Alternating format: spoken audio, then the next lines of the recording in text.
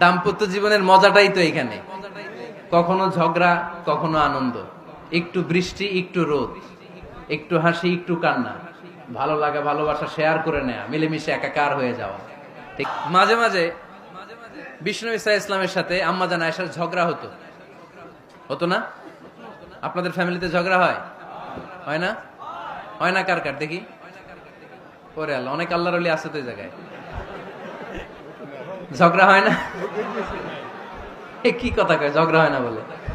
বিশ্বনবীর ফ্যামিলিতে ঝগড়া হয়, আপনার ফ্যামিলিতে হয় না? মিষ্টি ঝগড়া।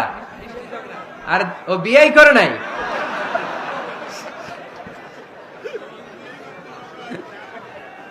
ঝগড়া তো হবেই, দাম্পত্য জীবনের মজাটাই তো এখানে, কখনো ঝগড়া কখনো আনন্দ, একটু বৃষ্টি একটু রোদ, একটু হাসি একটু কান্না, ভালো লাগা ভালোবাসা শেয়ার করে নেয়া, মিলেমিশে একাকার হয়ে যাওয়া।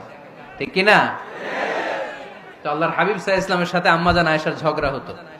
তো একদিন ঝগড়া হয়ে দুইজন রেগে আছে। খবরদার দুইজন রেগে থাকবেন না, আবার একজন রাগলে আরেকজন থেমে যাবেন, কারণ এই ছোট্ট ঝগড়া থেকে এটা অনেক সময় বিচ্ছেদের দিকে গড়ায়। ভাবি রেগে গেলে আপনি রাগেন না, ওই দিন আপনি একটু ঠান্ডা থাকেন। আবার আপনি রেগে গেলে, আমার মাইকের আওয়াজ যদি ভাবিরা শুনেন, আপনারা রেগে যায় না, একটু ঠান্ডা থাকবেন। দুইজনে রেগে গেলে তো তৃতীয় বিশ্বযুদ্ধ শুরু হবে, তাই না? একজন রেগে গেলে আরেকজন ঠান্ডা, কারণ এই সামান্য ঝগড়া থেকে ইগোর কারণে এটা বিচ্ছেদ আর ডিভোর্স পর্যন্ত গড়ায়। আর শয়তান এখানে উস্কানি দেয়, কারণ ইমানদারদের ফ্যামিলি ভাঙতে পারলে শয়তান সবচেয়ে বড় খুশি হয়, আর ইমানদারদের ফ্যামিলি টিকে থাকলে খুশি হয়ে যায় কে? আম্মা জান আয়েশা রাদিয়াল্লাহু তাআলা আনহার সাথে বিষ্ণু ইসা ইসলামের ঝগড়া হতো মাঝে মাঝে। একবার ঝগড়া হলো, বিষ্ণু ইসা ইসলামও রাগ, আম্মা জান আয়েশাও রাগ। তো বিষ্ণুই বললেন, আয়েশা ঝগড়া করে আর কতক্ষণ থাকবো, আসো মিটমাট করি।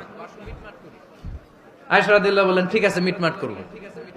তো বিষ্ণু ইসা ইসলাম বললেন, মিটমাটের জন্য কারে ডাকবো? ওমর রে ডাকি। কয় না, ওমর রে না, ওমর গালিজ, ওমর অনেক রাগে, আমার ডর লাগে। কয় তাহলে তোমার আব্বারে ডাকি। কয় ডাকেন। কি খুশি, মেয়েদের মধ্যে অভ্যাসটা আছে না নাই?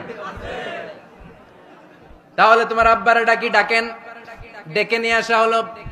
আবু বকর রাদিয়াল্লাহু তাআলা আনহু দাঁড়ালেন, আম্মা জান আয়েশা দাঁড়ালেন, বিশ্বনবীও দাঁড়ালেন। বিশ্বনবী বললেন, আয়েশা তোমার আব্বা আসছে, এবার ঘটনা খুলে বলার পালা, তুমি বলবা নাকি আমি বলবো?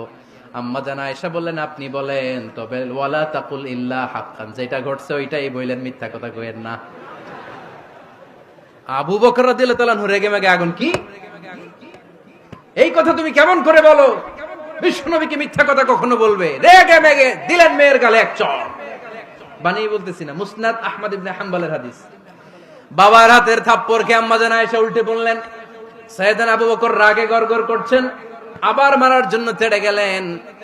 এবার বাঁচার জন্য আম্মা জান আয়েশা বিশ্বনবীর পিছনে যে আশ্রয় নিলেন, বিশ্বনবী বাঁচানোর জন্য দুই হাত মেলে দাঁড়িয়ে গেলেন। পড়েন সুবহানাল্লাহ। বিশ্বনবী যখন দুই হাত মেলে দাঁড়িয়ে গেলেন, সাইয়েদনা আবু বকর রাদিয়াল্লাহু আনহু থেমে গেলেন।